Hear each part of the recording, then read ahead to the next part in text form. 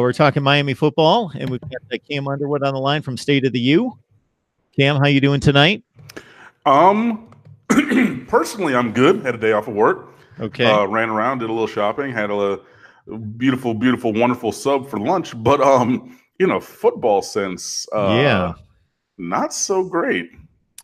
So, first off, I'm very glad to hear that everything's good in the life of Cam Underwood personally, but very, very attached to the Miami football program that's not only 6-5, but has since lost its other best wide receiver in Jeff Thomas. So, aside from what I read online and read to the audience a few minutes ago concerning, the official statement. Is there anything else that you can conclude from what happened? Yeah, sorry, just had a bug flying around in my house. Yeah, not necessarily out of the blue, because there were rumors kind of going around in the last couple of days and weeks that Jeff Thomas wasn't pleased with things, and especially, the fact that, he wasn't getting the ball, or when he was getting the ball, it wasn't really maximizing his skills and abilities. He was averaging 29 yards a catch early in the year, and now I think it's down to like 14 yards a catch, which means you had to have a lot of 2 yards to balance out those 27s to bring those down, with bubble screens and things like that and whatnot. So there's a variety of message board rumors and reports and things going around of what the interaction was. He was going to get suspended or disciplined again and walked out on the coaches, or he was just a bad apple who was skipping class and late to practice, and whichever side or part of those things you believe, the end of the story is Jeff Thomas is no longer on the Miami Hurricanes team. He's been dismissed from the team.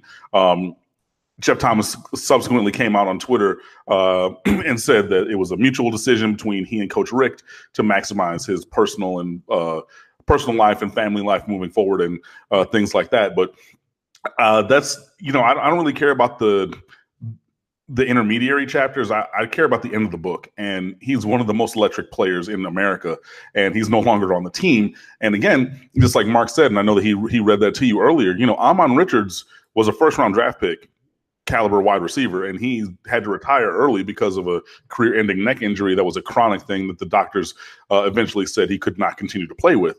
So you've already lost Ahman Richards, and now you lose Jeff Thomas, who had stepped up into that void, and then it's not a good time when you have a player of Jeff Thomas's ability who's not on the roster. And I know that people are not, some people are saying, look, you cannot blame the coaches because he was a habitual line stepper. He, had multiple infractions and things like that. And that was what led to today's action. That could all very well be true. And I'm not going to fault the coaches. I, as a fan, am someone who does not like the end result of the situation, regardless of how we came here. Whether you want to blame the coaches, which I don't necessarily think you should, whether you want to blame Thomas entirely, which I don't think you should, the answer probably lies in the gray area in between. Like, there was a little bit of column A and a little bit of column B. Now, how much in each column, honestly, is up to your own estimation. But like I said, at the end of the day, Jeff Thomas is no longer on the roster, and we're, the Wednesday before Thanksgiving, 3 days away from playing Pittsburgh in the season finale, regular season finale, and we have this in a bowl game left. So I hate that it has come to pass that Jeff Thomas is no longer on the roster. I do, wish him all the best moving forward in his personal, professional, and familial life.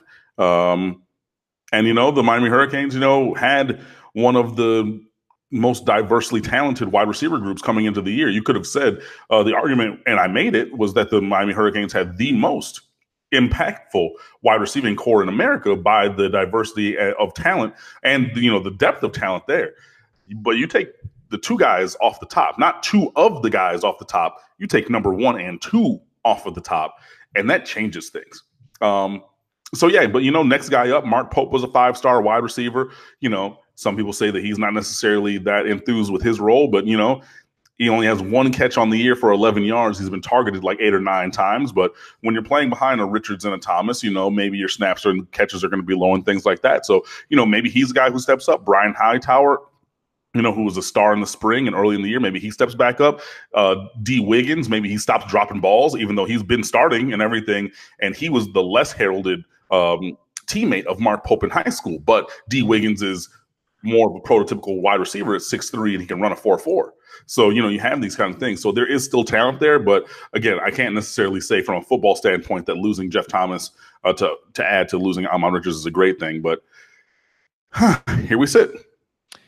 Well, Cam, since we almost have an eye as much toward 2019 because of the team failing to meet expectations, and when you've got, if you're Virginia and you're 6-5, then you're still very much invested in let's win the last game and the bowl game, and this is kind of what we expected versus when the expectations Miami. Once you get to that 6-5 and we can't win the division, it's more like, yeah, sure, I'm invested in the game. I want to see them finish strong. Want to see the bowl trip and see who we match up against. But there's more a tendency to look toward the future because of the expectations not being met. That being the case at the wide receiver position, what is your early outlook for how these two losses impact next year, and if there's anybody on the periphery that could really make an impact? Well, first of all, I'd never thought that Ahmmon Richards was going to make it to a fourth year on campus because, he is, or was, I should say, a first-round caliber receiver. Excuse me, even with a little bit of a depression of his performance from a freshman All-American record-setting, at least for Miami, freshman receiving yardage season, even with those, a little bit of a, regression, battling some injuries and things like that, he was just super talented. I never thought he was going to be here for 4 years. So Ahmmon Richards wasn't planning or playing into my 2019 plan. Jeff Thomas obviously was, because he was a sophomore, going to be a junior next year. So losing those two guys, yeah. The guys who are on the roster just have to step up. Your Lawrence Cager, Daryl Langham, who's a senior. Mike Harley is probably going to start at that slot now. With Jeff Thomas gone, DJ Dallas is a guy who had played all over the field in high school. Maybe he goes back and plays a little bit in the slot.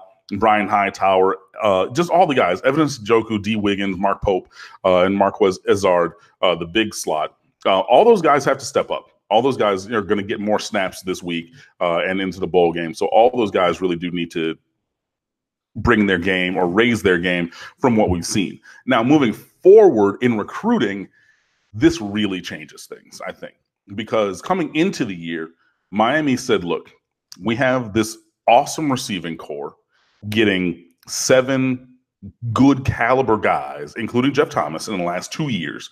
That's not even including Richards. So now, who was a recruit from 3 years ago, but, still in the room. That's what I meant. But with 7 guys in the last 2 years of a high caliber, Miami said, look, we can bring in one guy in this recruiting class 2019 and be good. We got Jeremiah Payton, who's coming down and going to enroll early from Duncan U. Fletcher in Jacksonville. And everything was smooth. Now you figure, okay, Richards might leave. So maybe we're looking at 1, maybe 2. You strike out on Frank Ladson from Homestead, South Dade. You're looking at, Jaden Hazelwood from Cedar Grove, Georgia. You're kicking the tires on Lake City, Columbia. What is his name? TJ something? I forget the kid's name. He's really fast, and he's pretty decent. I can't remember his name right now. Where's he from again?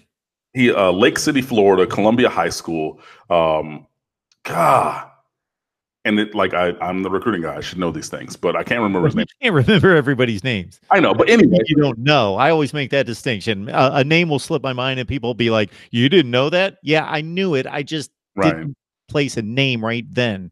Yeah, exactly. So, I mean, I know the name. I don't have it on the tip of my brain. But anyway, so you have Peyton, and you figure, okay, you get 1 or maybe 2 of these other guys or 1 other guy, and you have a class of 2. Now you lose Thomas on top of that, which, again, takes numbers 1 and 2 off the top of the receiving group. And now you're all of a sudden faced with, hey, we need 2, maybe 3 in this class all of a sudden, and superstars only, because wide receiver is the position group where Ron Dugans, the wide receivers coach, had recruited to such a high level that we're not going and taking projects. Like Charles Njoku, David and Evidence Njoku's younger brother, David, first-round draft pick, tight end, formerly at Miami. Evidence, a redshirt freshman wide receiver here at Miami. The third one, or the youngest brother, because they have many siblings, is a senior in high school right now, 6'5", runs a 4.5 40, built and runs like his brothers and everything. But all of them were more project-based players, as in it was going to take time and progression for them to reach their potential, which we've seen with both of the Njokus who have been here. Miami was in a point or at a place in recruiting where we didn't even go after Charles Njoku because we didn't have the ability to really go and give the time for future development, because we need guys to play now, because we can do that because we have superstars only at this position. And when you're only getting one, maybe two, or looking at one, maybe two, that's fine. Now you're looking at a definite hard need of two, maybe three, possibly four, if anything else shakes. Yo, that's a very different recruiting scenario. And you're less than a month away from the early signing day. You're a couple, 2.5 months away from regular signing day. Like, these kids have been recruited all year and even back into when they're juniors, when you can officially, contact them. So now the receiving unit or receiving core moving forward, which was your question, that's where things become a little dicey. I don't think that it happens, but what happens if a Lawrence Cager leaves early? What happens if insert player here transfers away? Now all of a sudden you go from two, definitely two, maybe three, possibly four. You're looking at another class like last year where you got to have four. Gotta have. Otherwise, you're not going to have the numbers. And luckily now Miami has the numbers of wide receivers with, no healthy scholarship tight ends, because Miami has no healthy scholarship tight ends right now. You can go 4 wide and 5 wide and still rotate guys in, even without Jeff Thomas on the roster.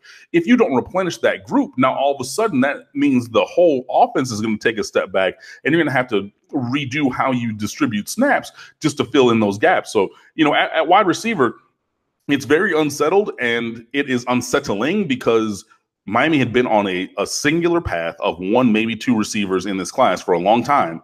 And all of a sudden, it looks like that's going to be very different. TJ Jones is his name, from Columbia High School, the wide receiver. Yep. Just snapped to me.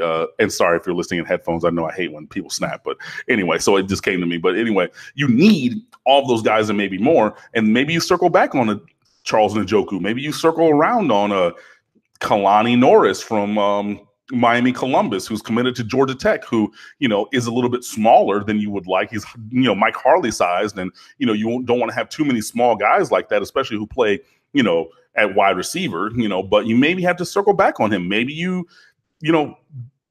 go some places that you didn't think you had to go because you didn't think you would have to go there at all, not even for that one person. So, yeah, the future of the wide receiver position at Miami was once settled, and it is not right now. And that's, hey, this is why coaches get paid the big bucks. So we'll see what happens.